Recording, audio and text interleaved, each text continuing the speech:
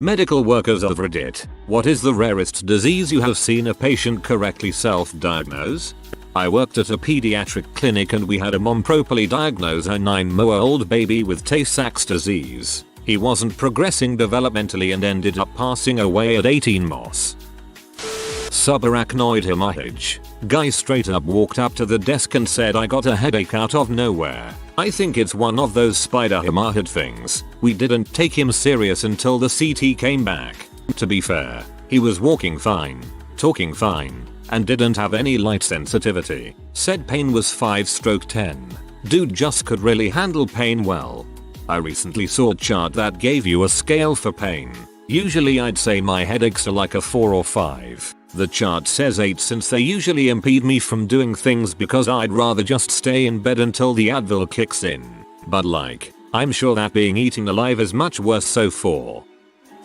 Very freaking jealous of all these docs whose patients are helping out with the diagnosis. Mine are all I have chest pain in my toe when I poop.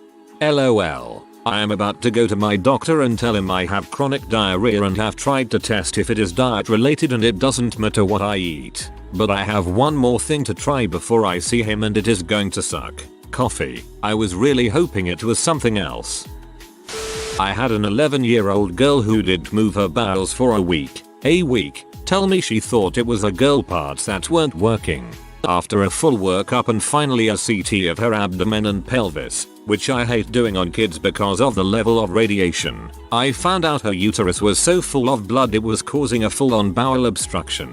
Her hymen was so imperforate, closed up, she couldn't menstruate and all the blood just stayed in her uterus. She required an emergency hymenectomy and was sent home the next day. Hot dang if she didn't call it from the get-go. Reading this made my uterus hurt.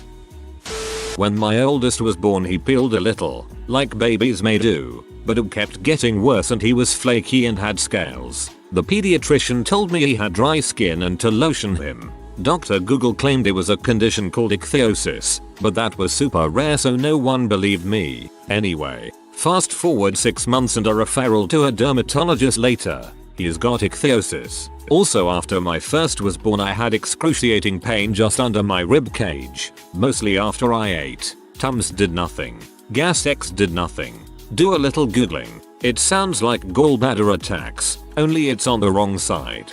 Go to my GP. Get an ultrasound, my gallbladder was full of stones. Get a referral to a surgeon who drags his feet for a month claiming it can't be my gallbladder. The pain is on the wrong side. Meanwhile I have attacks after every meal and stop eating except ginger ale and club crackers. Lose over 10 pounds. Call the surgeon daily in tears. Finally he agrees to operate, but right before the procedure tells me that once my gallbladder is gone I'll still have problems. Wake up from surgery and find out my gallbladder was worse than they thought so it needed to come out anyway. 2.5 years later and I haven't had any more attacks. Guess it was my gallbladder after all.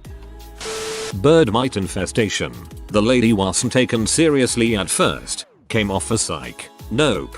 Birds built a nest in her AC ductwork. Thanks, Dr. House, for having your interns break into my house and rip it apart, just looking for something, anything. Patient here, self-diagnosed, still unknown, fungal infection inside both eyes, took making them glow with my rock lamp to get attention, kept seeing strands in both eyes, then wow that of lamp, ended up on one heck of a cocktail to save my sight. Kids, don't wash your eyes with river water in a tropical rainforest. Just say no. A nurse friend brought her newborn to the pediatrician in 1963 and told him her son had Wilms tumor. The guy blew her off and told her she was a nervous mother and a little bossy boots. Kid was starting to crump when a pedzonk guy noticed and saved the baby. She dumped the pediatrician. Double points for self-diagnosis before the internet. A patient turned up clutching some internet printouts about visceral leishmaniasis. Luckily I managed to resist saying anything sarcastic as that's exactly what she had. I appreciate it's not uncommon worldwide, but in UK hospitals it's pretty dang rare. And I was grateful for the printouts. Saved me a lot of searching. Same exact story when my son picked up leishmaniasis in Iraq. We went in with the printouts, too. As a physician and a med school professor, it is distressing to read all of the "I told the doctor I had." Enter the fairly common disease and typical symptoms here, but he didn't believe me. We teach our med students to ask the patients if they have any idea what they may have. Docs need to take patients' opinion seriously. Much of the time, the patient has already spent hours researching the disease and may have some experience with it, especially if it is a familial disease. I may require my students to read this thread. I'm not a medical worker, but my grandmother self-diagnosed herself with Chiari. She had been having problems and everyone in the family tried to tell her it was nothing. She ended up needing brain surgery and still suffers from it. I had a resident tell me a patient was in the ER saying he had a worm in his eye. Why does he think that? I asked. Because he feels something in his eye. I patiently explained to the resident that often people have a speck of dust etc, so you have to look carefully all around the eyelids under the slit lamp microscope. As I was talking and examining the patient, lo and behold, a worm wriggled right under the surface and I jumped back and nearly fell off my chair. It turns out the patient was visiting from Africa and his father was a veterinarian who told him to come to the hospital to take the worm out. These parasites are common in Africa, not so much in the US. The entire infectious disease department was very excited. This is wonderfully nerdy as well as absolutely horrifying. Years ago, a woman who had been taking calcium supplements made from ground horse bones diagnosed herself with lead poisoning. I recall she was a movie actress. Impressive in that I think none of her doctors saw this and there was at the time no reason to believe that a calcium supplement would have a lot of lead in it, but of course animals store lead in their bones and until leaded gasoline was phased out, every animal pretty much was getting very high exposure. I'm no medical professional, but seems like there has to be other ways to supplement calcium without eating ground up horse parts. 5th year med student here. Diagnosed myself with lymphoma. Everyone thought I was being a classic paranoid med student, but turns out I was right. Finished chemo 2 weeks ago. Not particularly rare, but I had a guy diagnose himself with Guillain-Barré syndrome and a lady diagnose herself with Charcot-Marie tooth disease. I worked in a health department for a while looking at infectious diseases. 2 things seemed constant. 1. The vets are really good at self-diagnosing zoonotic diseases. 2. Their doctors rarely believe them. In my time we saw 2 uncommon diseases, psittacosis and tularemia. Vets are well trained anyway, but to be fair, it is a pretty obvious leap from I treated a dog with X2O. Now I have X2. The psittacosis was from some exotic bird and had infected the owner. The owner already had a cough when visiting the clinic and the vet recommended the owner see her GP, but the GP refused to order the tests until the patient was extremely sick. If I recall correctly, the lady survived, but a lawsuit came from the ordeal. No idea how it ended. Bird survived too, I believe. A different vet herself got tularemia treating a stray cat that was brought into the clinic. TBF, it is very rare in cats. The cat sadly died despite treatment. The vet's GP was not convinced she could have contracted the disease so quickly. The health department had to intervene and insist that the vet get treatment. I honestly have no idea why anyone would flat out deny the possibility when a known exposure is present. Arrogance and a dismissive attitude. Mind blowing. I had a patient who correctly diagnosed herself with mastitis, although she was very worried that she had inflammatory carcinoma of the breasts. To be fair, they can look similar. Another time, I had a patient correctly diagnose a lump in her breast as a fibroadenoma. I was very impressed. After staying up all night convinced I also had breast cancer, around 4 AM I started chilling and had a fever and then realized, oh snap, this is mastitis. Went to her, had mastitis. I went into the ER in severe pain and was sure it was kidney stones. I told the nurse that and got a long lecture how I do not self-diagnose. Just tell the doctor my symptoms and let him figure it out because he's the professional. Doctor comes in, I describe my symptoms, leaving off my ideas on the matter, and they do some blood and urine tests. The doctor comes back and it turns out I had kidney stones. I looked at the nurse who happened to be in the same room at the time and she just huffed and walked out. Doctor looks confused and I tell him the whole story. He laughs and says something to the effect of course patients should tell me what they think the issue is and why. I may not come to the same conclusion as you, but every bit of data helps. Some clinicians like it, others don't. Most phlebotomists I've seen, they're the ones that draw blood for a lab test, like it when I tell them that I have difficult veins and where good spots are. Some have gone straight for it, others have preferred to check other spots. Only once have I gotten a phlebotomist that told me not to tell people that it makes their job harder. I work in pain management and a lady had symptoms that other doctors didn't believe. She was labeled a drug addict or someone seeking narcotics. She came to our office in tears just telling me that she felt pain in random places of her body with no abnormal imaging or other symptoms. She stated several times that she felt she had something unexplainably wrong with her and that she wasn't lying for pills. We discovered she has a very rare case of chronic regional pain syndrome, more severe than any other case we have seen. Sadly there is no cure, but at least she has an explanation as to why she has pain for no evident reason.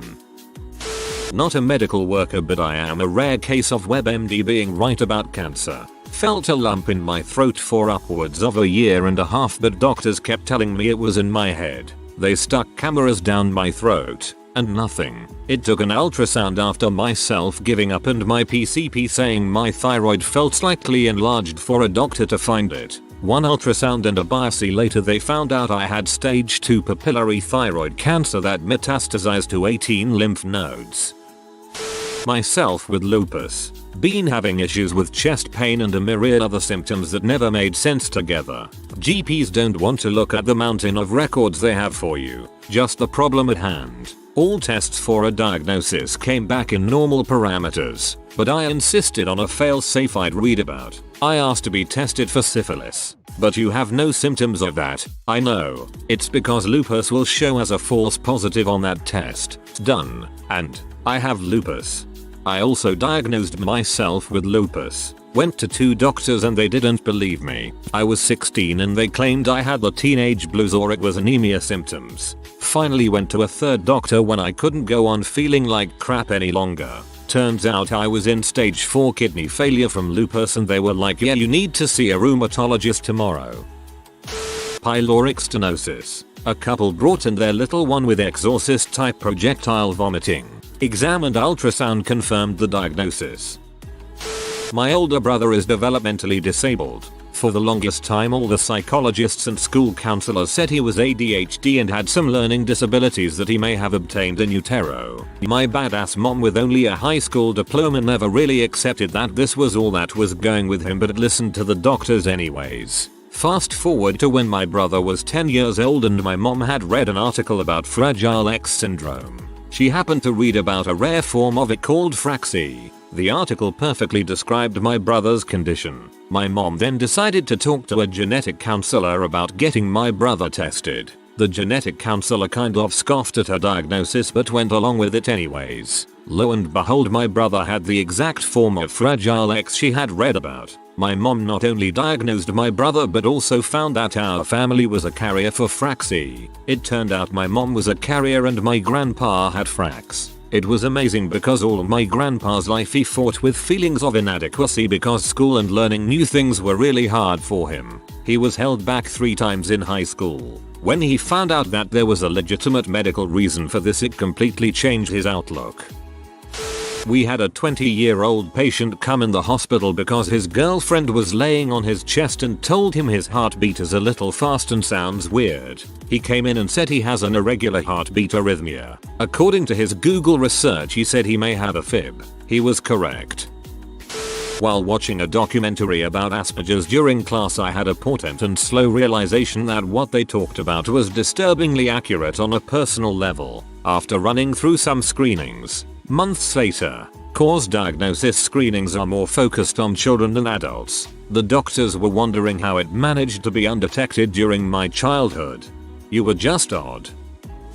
Not really a rare disease, but when I worked in a district hospital, I had a patient who came in for a 3-day fever saying that she might have hepatitis A because she had some shellfish over the weekend. She had no other symptoms. I laughed it off. Her full blood count did seem to indicate a viral infection, but I was thinking of dengue, which is a very common thing in that area, or just your run-of-the-mill viral fever. Fearing the former, I scheduled her to come on Saturday, 3 days later, to review her dengue antibodies test result. It so happened that I was working half day that Saturday. It so happened the lady was yellow on that Saturday, jaundiced from the hepatitis, and the IgM came back negative. Boy, was I humbled. She was hospitalized in a tertiary center and came back for follow-up a few weeks after, and she was fit as a horse.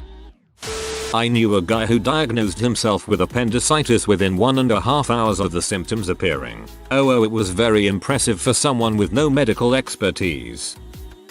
I had a guy walk into the ED one night. He was septic, which was causing stress on his heart and was causing a heart attack. He walked in and was dead within 90 minutes. His last words to me were, "You're going to have to tube me," as he slipped into flash pulmonary edema. He was right. The whole situation still haunts me. Rarest diseases are often easier to self-diagnose than medically diagnose, as the patient will jump to the worst conclusion with no data and the doctor will start at the most likely and test down from there. When you hear hoofbeats, think horses, not zebras. I am self-diagnosed with congenital mirror hand syndrome, which less than 1 in 1 million people have. It's kind of obvious because when I move one hand, the fingers on the other hand move, too. I may have an extremely rare variant, because I also have mirror movements within each hand, and I can't find evidence of this in other people.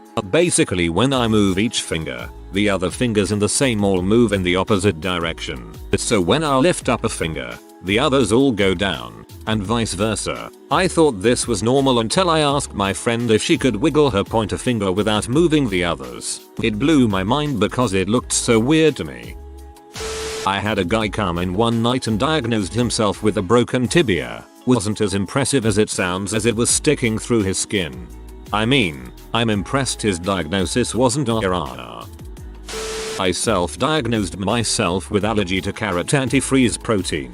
For some years after eating raw carrots or having fresh carrot juice from the fridge, I was experiencing a tingling sensation in the throat and I could feel it swelling. At some point I realized that I was allergic to carrots, but only to the raw ones. The weird thing was that this wasn't always the case. I sometimes had raw carrots and had no symptoms at all. The cooked ones were fine. Then about 8-10 years ago I watched a program in which they mentioned that carrots can produce a natural and at the time only plant antifreeze protein. Carrots make it in response to excessive cold. They also said that some people may be allergic to it. This protein is also broken down while carrot is cooked. This struck me as that's it. So I did some tests. I can happily eat raw carrots that have been pulled out of the ground with no symptoms. However, raw carrots that have been in the fridge for some time will give me narrowed and itchy throat.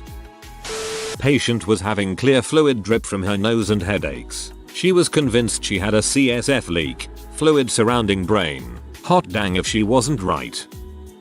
Rare mitochondrial disorder. Mother is a researcher investigating this particular extremely rare gene in a neurological laboratory. While her child is growing up, he developmentally regresses. Mother believes that the constellation of symptoms fit the genetic disorder she is researching. So they do whole exome sequencing and the child turns out to have this rare disorder the mother is one of the few in the world to be doing research in. Made ambiguous for sake of confidentiality. Not that confidential. The New York Times just did a write-up on it.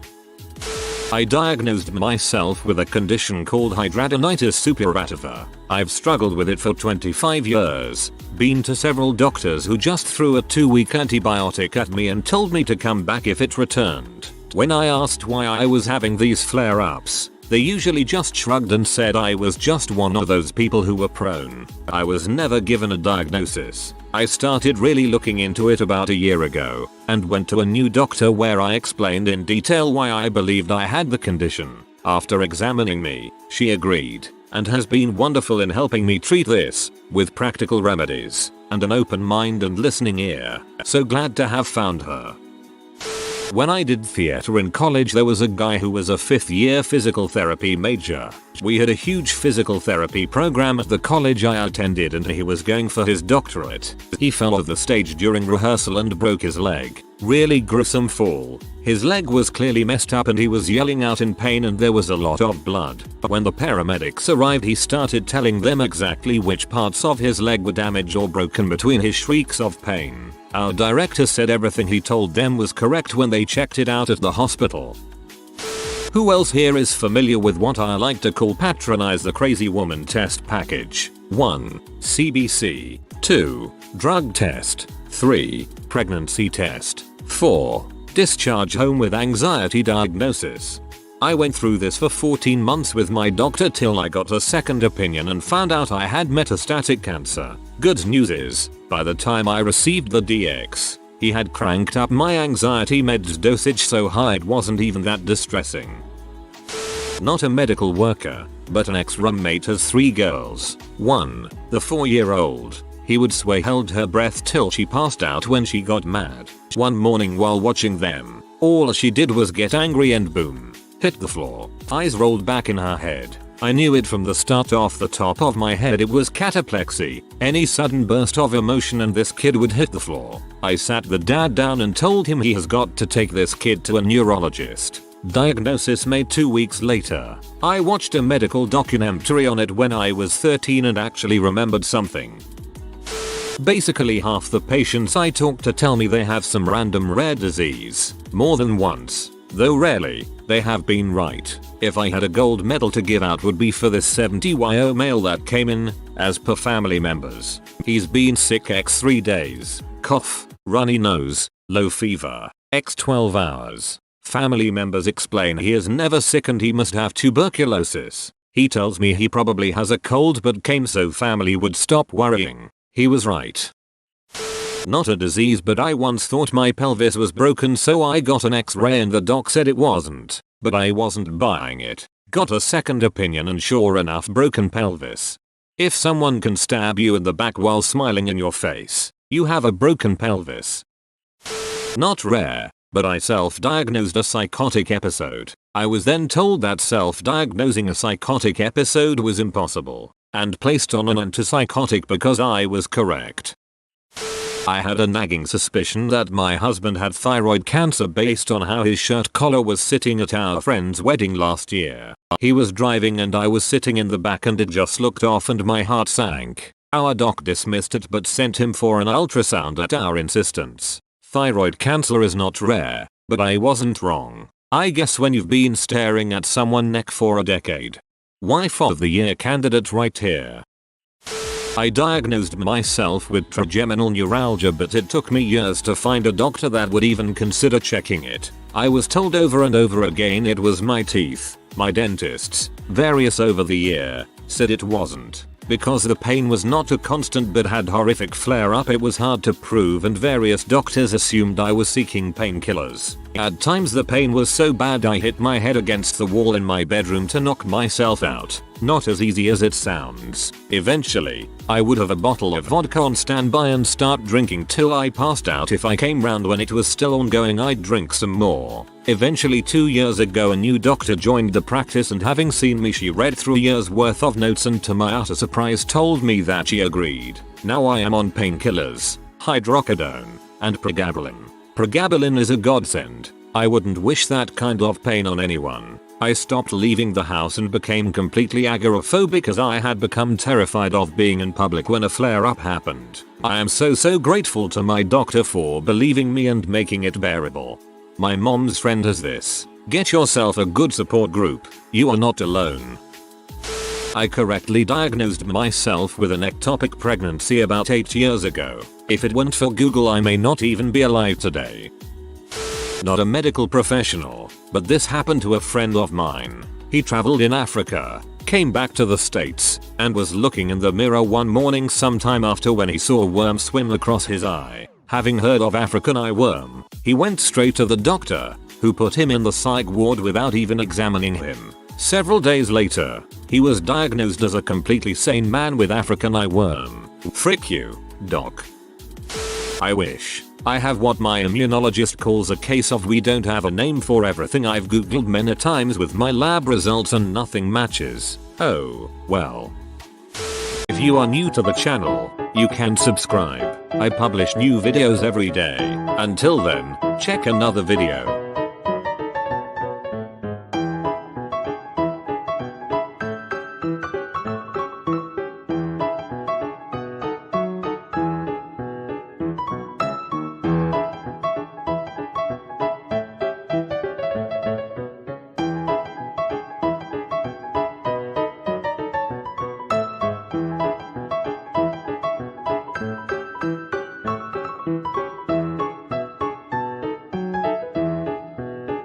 Bye for now.